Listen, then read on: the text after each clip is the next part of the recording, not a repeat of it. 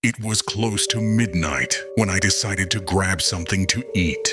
I had just finished a long shift at work, and the only place still open was a small fast food drive-thru on the edge of town. The kind of place that feels a little too quiet at night. When I pulled up, there were no other cars around. The menu board lights flickered, and a faint static buzz came from the speaker. I sat there for a second, waiting for the usual greeting, but instead of "Welcome, may I take your order?" I heard breathing, slow, uneven breathing. I said, "Hello," but there was no response. Just that same low, distorted breathing.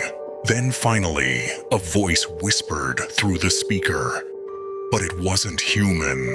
It was glitchy, layered, like two voices speaking at once. It said, "We've been waiting for you."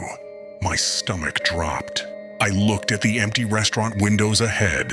The lights were on inside, but I couldn't see anyone moving. Then the speaker crackled again, louder this time. "Don't drive away." I looked at the window, hoping someone would come take my order. Nothing, just silence and that faint static. I put my car in reverse and started to back up. But as soon as I did, the voice screamed through the speaker, "Don't leave." It was so loud it hurt my ears. I floored it and drove off, my heart racing.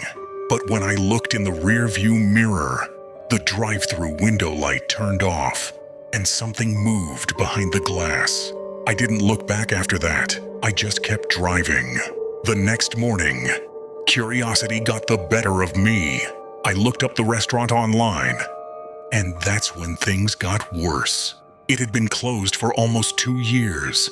The pictures online showed boarded up windows and graffiti.